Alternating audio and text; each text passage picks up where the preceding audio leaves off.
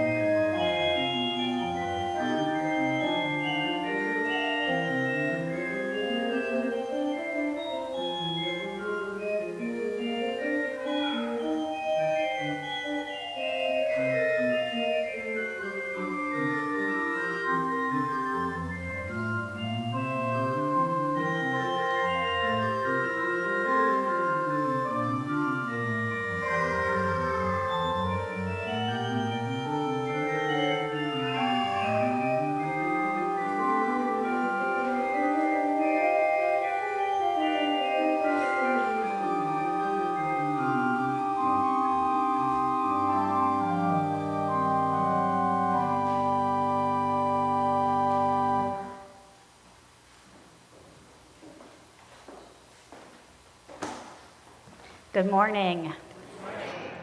I am the Reverend Kim Mason, she, her, hers, and I serve this congregation as your minister. The theme for this month is welcome. We welcome a new church year with our annual Ingathering and Water Communion celebration. It is so good to be together. Our opening words come from the Reverend Allison Palm. We gather this morning on the brink of a new congregational year. Some of us come fresh from summer adventures, from travel and friends and sunshine.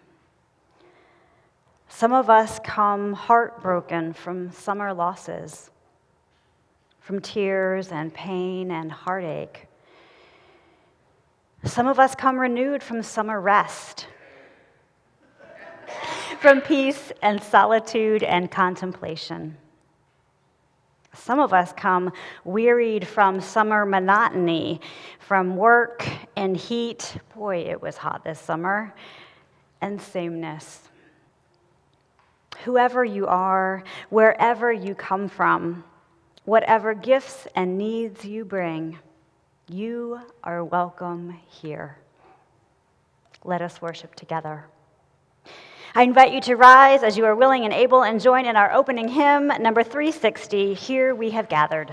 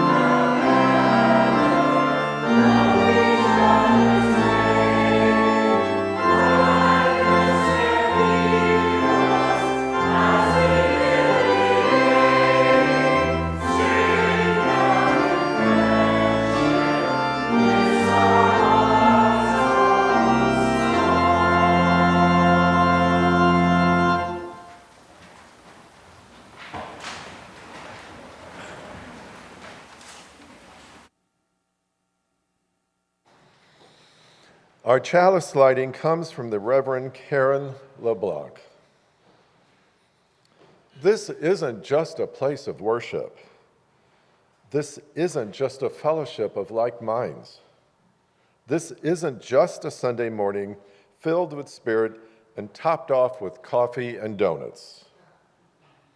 This is our church, our congregation, where we are building beloved community, where we are opening ourselves to each other, where we trust and love, rise and fall together. This is where we are welcomed and where we belong. For this gift and so many others, we light our chalice.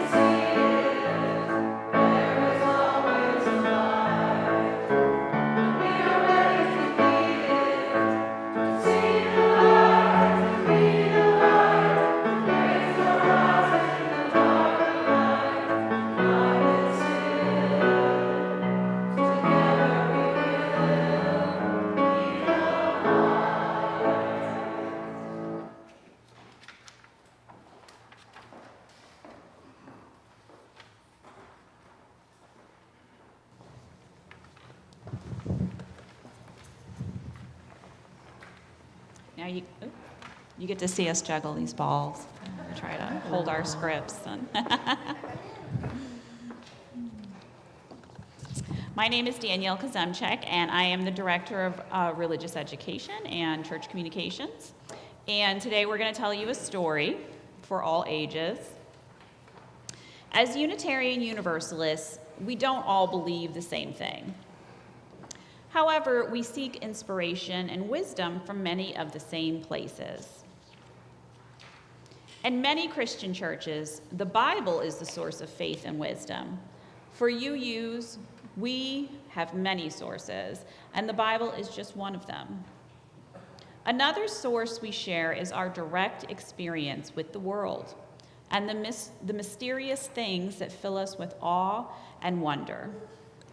Our story today is about the sense of wonder we all share. It's about times that are awesome and wonder-filled, times when we feel glad to be alive and a part of nature. Have you ever been awestruck by the color of the sky? Yeah. The smell of a flower? Maybe it's how much you love your mom or dad, or how much they love you. Maybe it's the way you feel about your dog or your cat. Maybe running is awesome to you, or swimming, or reading a story. We'll have an activity to go along with our story today, and we need everyone's help, of course, to make it happen. Our story has two main characters, a bubble and a raindrop. In the beginning of the story, we're going to pass the bubble and the raindrop. I mean, really, they're beach balls, but we're going to suspend a little disbelief. And we're going to pass each one down each side of the congregation. I have the beach ball that represents the raindrop, and I'll be passing it on this side of the sanctuary. And I have the beach ball that represents the air bubble, and I'll pass it down this side of the sanctuary. We will start in the front, pass it to the back, and when it reaches the back, our ushers are going to hang on to it so that, well, we don't really want to distract you from the choir and the beautiful music that they're going to sing.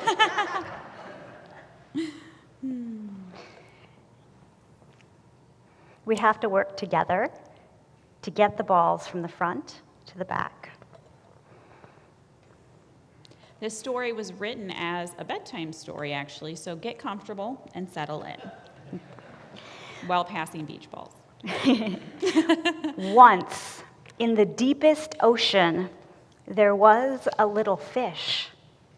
That fish opened its mouth and let a bubble go. At the same moment, a cloud high over the ocean let a raindrop go. Here you go, Mitch.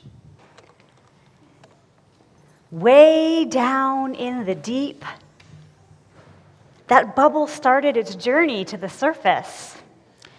And high in the sky, that raindrop started down.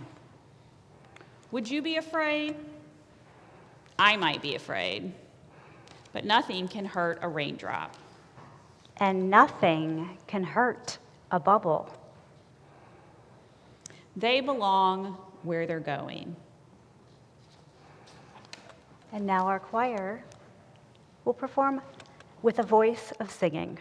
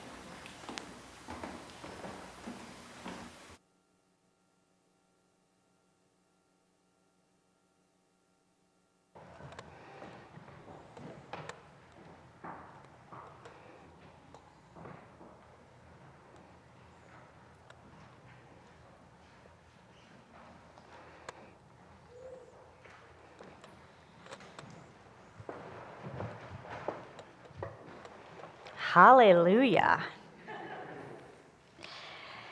Each week, we bring our joys, celebrations, sorrows, and concerns to this community. We share them so that we may support each other and lighten any burden we are carrying, as well as intensifying any joys we have to share. Now is the time in our service when we connect with one another by sharing our sorrows and concerns. In our community, we hold worry and compassion for the people in Morocco after last week's earthquake. We carry sorrow and relief at the passing of a dear friend who is in hospice care. We carry the concern for those in the world living with too much water or not enough. And we worry for a family member struggling with addiction, depression, and anger. We hold these concerns with tenderness and compassion. May they be lighter because they are shared. As a community, we also share our joys and celebrations with one another. Congratulations to religious education graduate and son of members Judy and Danny Speck, whose artwork was recently featured in the Post-Dispatch in a story about artists first. You can still find that on the Post-Dispatch website. Congratulations to member Jerry O'Brien on the publication of his book, Eugenics, Genetics, and Disability in Historical and Contemporary Perspective. And we welcome new member Robert Colganesi, who signed the membership book on August 27th. Welcome. In our community, we celebrate the joyful 16 years of marriage after some very stressful times. We celebrate a wonderful volunteer group in the Chaos Closet. Yes, they make our live stream happen. We appreciate last-minute opportunities to be helpful to loved ones. We celebrate family, friends, music, flowers, light, and sound, and a loving, welcoming ingathering. Woohoo! Whoever planted that, you're $20. I've got it. We celebrate the joy of seeing so many familiar faces and new ones in our pews this morning. We share the wonder of being part of something bigger than ourselves. We carry the joy of being an auntie for the second time to a new little girl due in January. I share the joy of being an auntie. And we celebrate the bittersweet, I don't know who this is, I'm going to have to look it up. The bittersweet news of a family moving to Virginia this coming February. We are sad to leave this area. They love it here, but are excited for new adventures to come. We elevate these joys with contagious gladness and celebration. May they be magnified because they are shared. With many joys and concerns remaining unspoken in our hearts and minds, I invite you into a spirit of prayer and mindful attention with these words inspired by the Reverend Gretchen Haley. Spirit of life and love, holy within and among us, help us to know that we belong. In this place, may we find safety, wholeness, and love. Even when our hearts ache with fear or disappointment or anger, may we know that we are not alone. Spirit of life and love, great mystery, remind us that we are held in community. In this moment, we are surrounded by others, our voices rising and falling together in harmony and in hope. Together, we are resilient and compassionate, grateful and giving, brave and bold. Spirit of life and love, source of belonging, may we find in this place a joy that brings us to life, a peace that lights our way, and love like an ever-flowing stream. May it be so. Amen, and blessed be.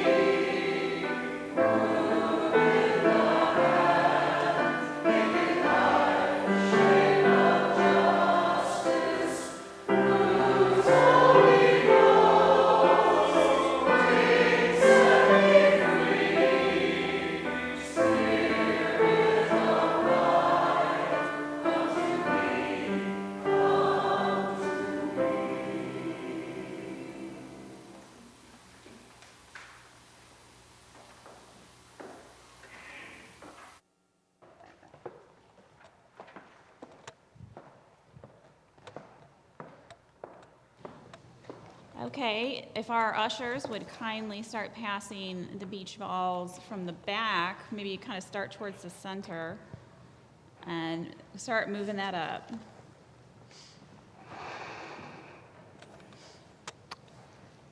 For a long time, that bubble drifted up through the water without a thought, bumping a seal belly, bouncing off a seaweed leaf, rolling through the blue, floating toward the big ceiling of light.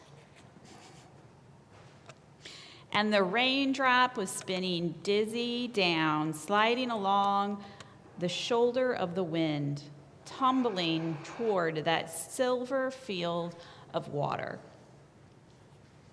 They took so long, falling down and soaring up. They grew. The bubble swelled and filled with light.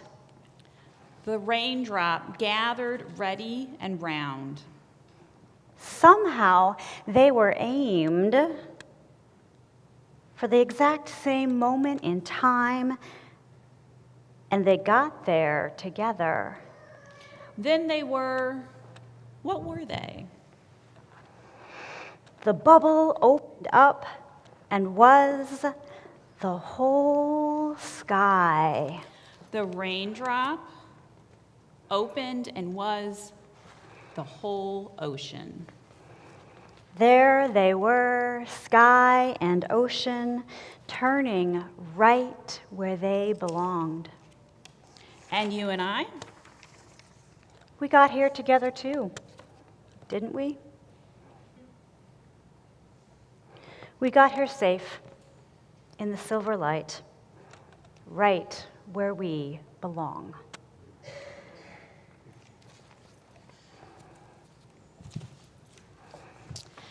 There's a little change to the order of service. I'm going to go ahead and tell you guys about our interactive activity. As you entered the sanctuary today, you should have been given a paper raindrop and a writing utensil. If you do not have one, just raise your hand and maybe our ushers could come and assist in passing them out. If you came in too early, you might not have gotten one. So today we are asking you all to think about what brought you to church this morning and what brings you to church on a regular basis. Do you come for the community? Do you come looking for answers? Maybe you come for conversation with open-minded people. What I want you to do is think about it, and when you figure out why you come to church, or at least one reason, Write that down on your raindrop. On your way out of the sanctuary, return your raindrops to our ushers. All of our raindrops will be put together for you to see in Fellowship Hall as a representation of what brings us together every Sunday.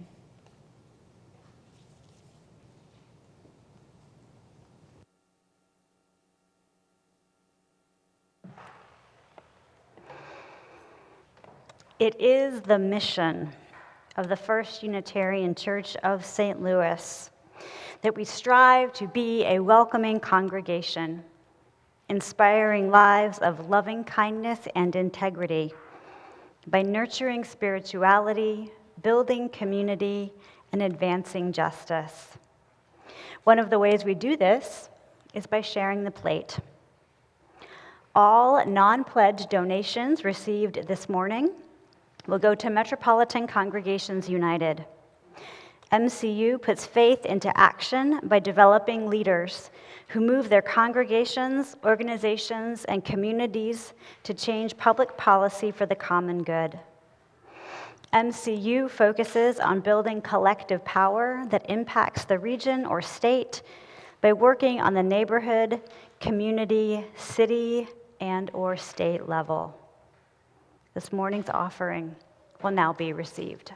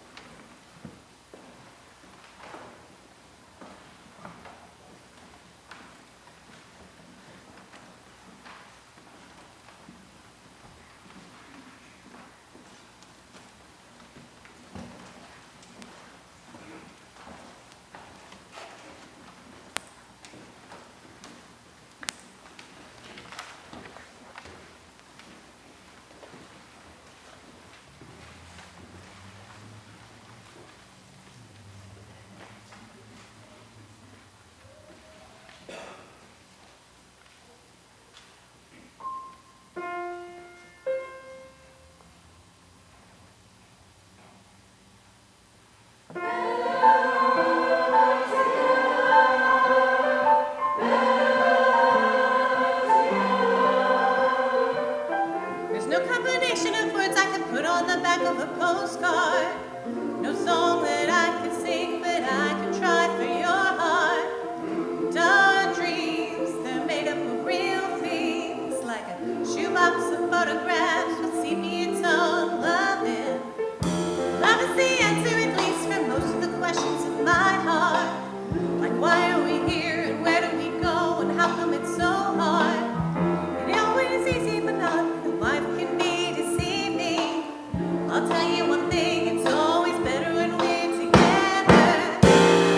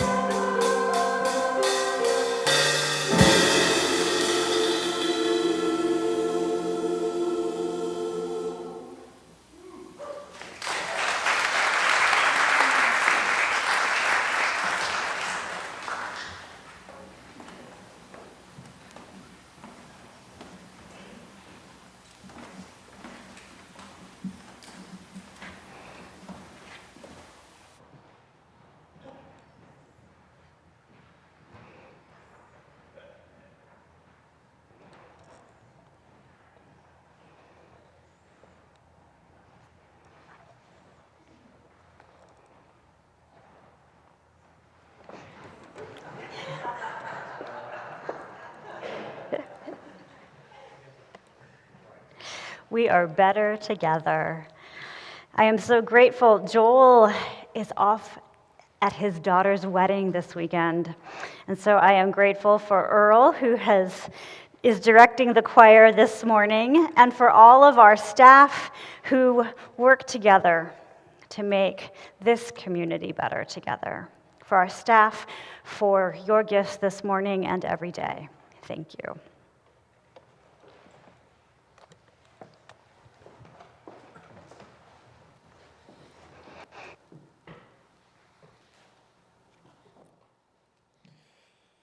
This morning's reading is In Sweet Company by Margaret Wolf.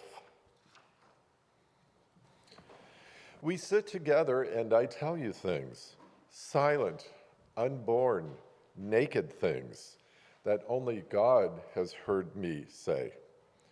You do not cluck your tongue at me or roll your eyes or split my heart into 1,000 pieces with words that have little to do with me. You do not turn away because you cannot bear to see your own unclaimed light shining in my eyes. You stay with me in the dark. You urge me into being. You make room in your heart for my voice. You rejoice in my joy. And through it all, you stand unbound by everything but the still, small voice within you. I see my future self in you, just enough to risk moving beyond the familiar, just enough to leave the familiar in the past where it belongs. I breathe you in and I breathe you out in one luxurious and contented sigh. In sweet company, I am home at last.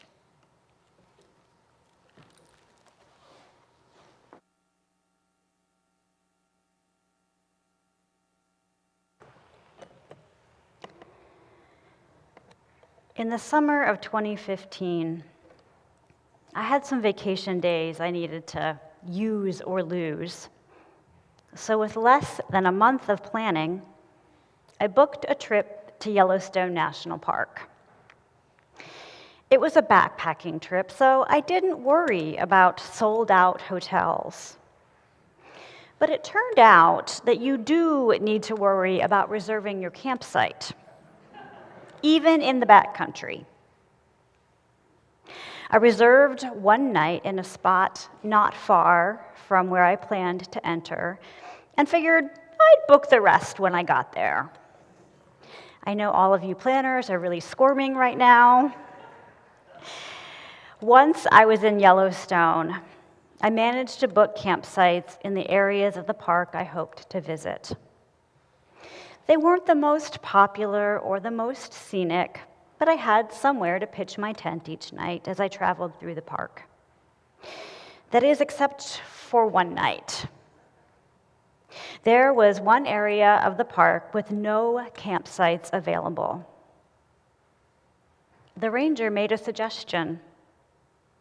It's a risk, he said, but you can always head over to the area you want to stay and see if someone will share their campsite.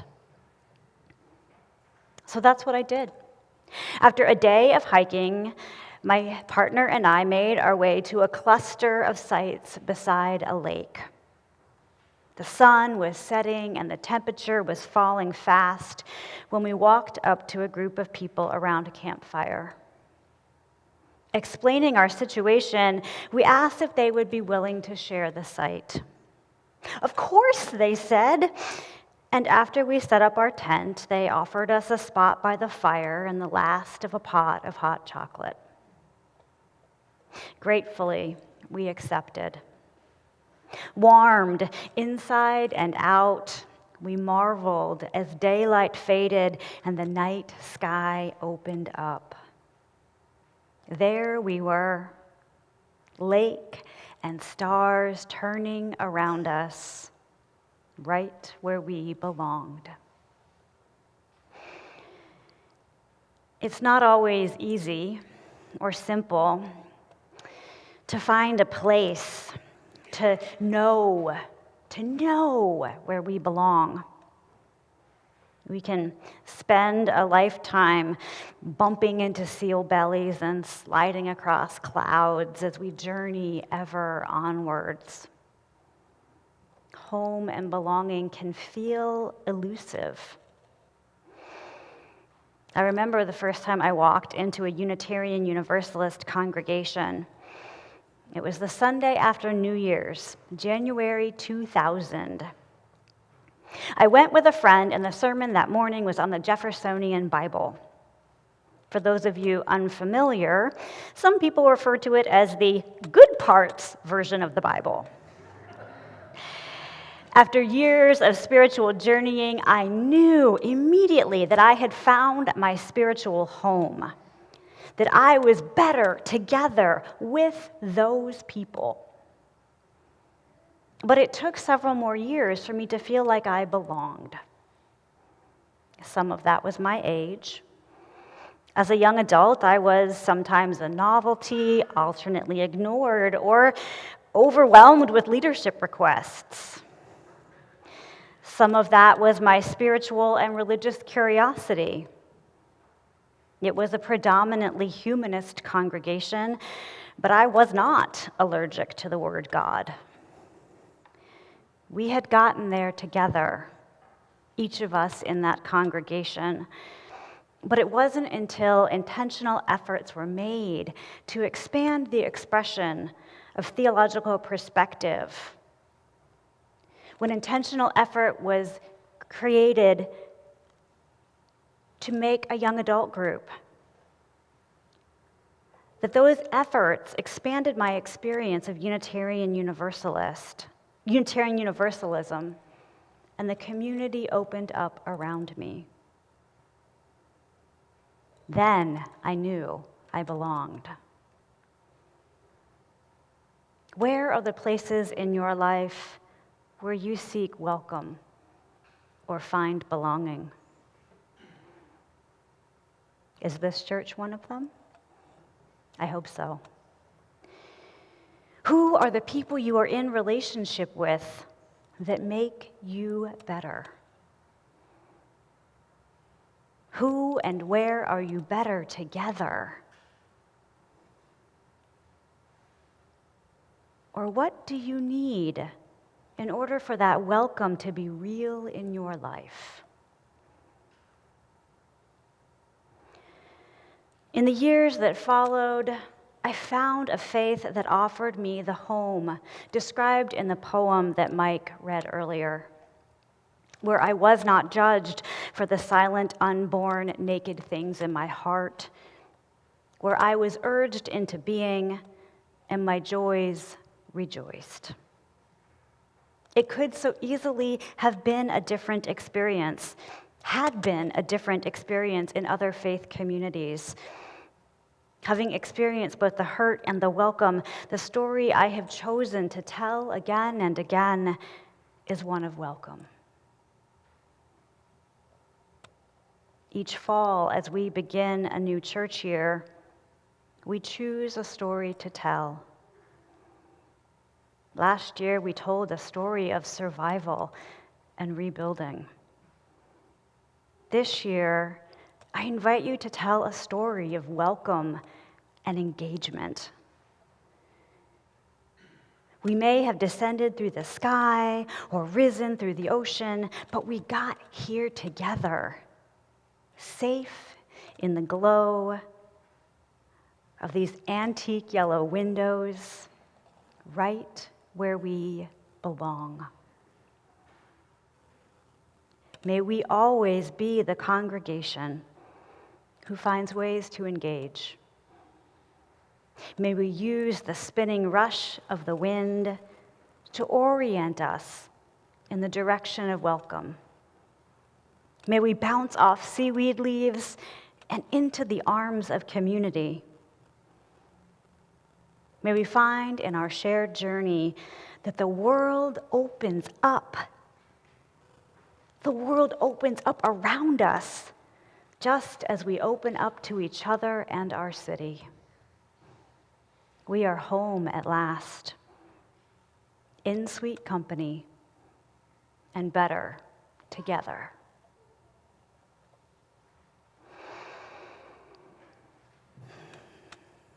Each fall, as we regather for the church year, we symbolize our ingathering with a water communion.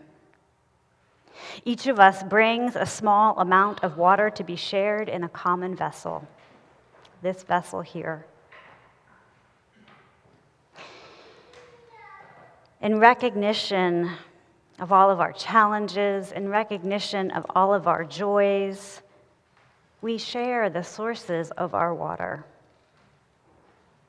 If you forgot your water, a pitcher of water is nearby, right here, so that you may share your water symbolically. The ushers will now direct you to come forward row by row down the center aisle to pour your water into the vessel and then return to your seats via the sides.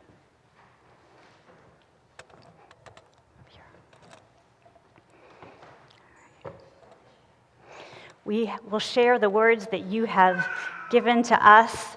You do not need to align your pouring with what words we are reading. This water is from Cadiz, Kentucky. Cadiz. Sorry, I've never been there. I never even heard of it, sorry. This water is from Pine Springs in Guadalupe Mountains National Park, where a spring is especially precious in the desert. This water is from the Finger Lakes in western New York State. This water, I think we're going to time it really close to just right, actually. I'm going to slow down a little bit. This water is from Walden Pond. I see it coming. And the summer 2023, there it is, Religious Education Youth Boston Trip. Woo! This water is from the Hudson River and a brother and a family in Yonkers, New York. This water is from the Willamette River and a son in Portland, Oregon. Ooh, we timed that one right, too. This water is from the Missouri-Mississippi Convergence in St. Louis. This water is from the home of good friends in Springfield, Missouri, and an informal weekend mini golf tournament. This water is from a rematch next year. This water is from Grand Traverse Bay, Lake Michigan. This water is from the pond at Tilly's Park. This water is from a new bird bath and the many birds in our yard. This water is from, I was going to say new bird bath. You said that already. This water is from Ossipee Lake in New Hampshire and a family gathering over the summer. This water is from a package of bottled water purchased for the Little Free Pantry. This water is from a vase of flowers used to decorate the sanctuary. This water is from Lake Michigan and being together with children and grandchildren. This water right here is from last year's water communion. This water is from the Gulf of Mexico off Sanibel Island. This water is from Banff, Canada. This water is from Ghost Ranch, New Mexico, and time for renewal. This water is from Ellensburg, Washington. This water is from the Lafayette Park Pond. This water is from Taiwan. This water is from Chile and an AFS exchange student for the new school year. This water is from Los Angeles. This water is from lots of swimming pools and time with kids, an oldest daughter learning how to swim, and creeks explored as a family. This water is from an island in Sheepscot Bay, Maine. This water is from Lourdes, France. This water is from Saugatuck, Michigan. This water is from the upper valley of the Green River in Sublette County, Wyoming. This water is from the beauty of Yosemite and Sequoia National Parks. This water is from Venice Beach, California. This water is from the Jersey Shore.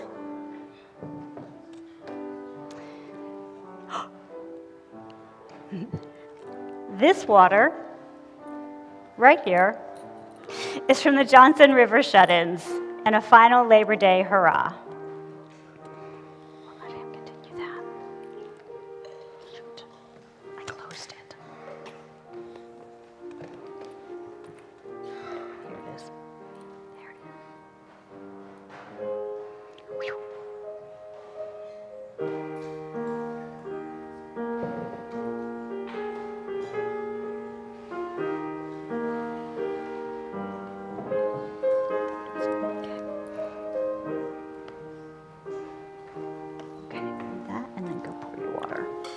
This water is from all the places and experiences that shaped our summer and coming together in this place now.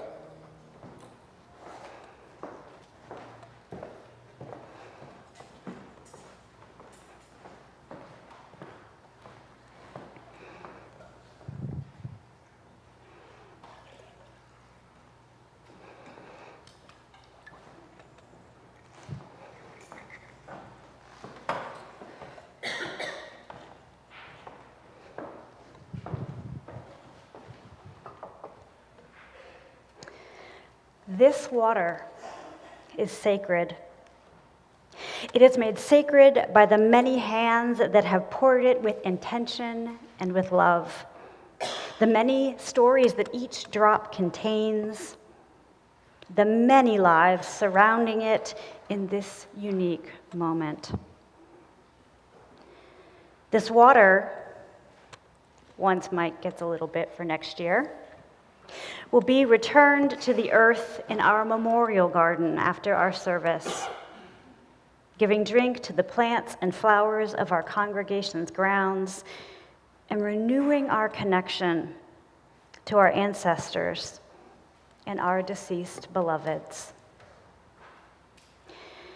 I invite you to hold in your mind and heart a vision of the place from which you brought your water today as we say the words of blessing, written by the Reverend Ranwa Hamemi. After I read each line, I invite you to respond with these words.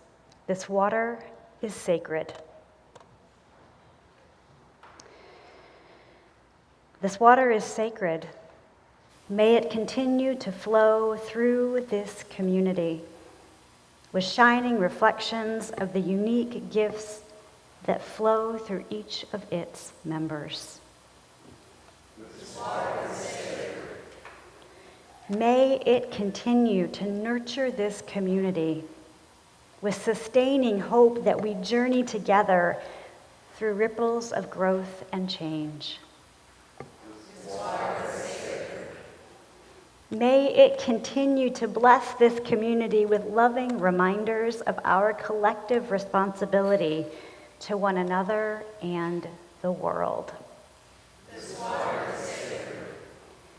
May its ripples be a reminder that the changes and growth within this community bring movement and transformation to the world beyond our doors.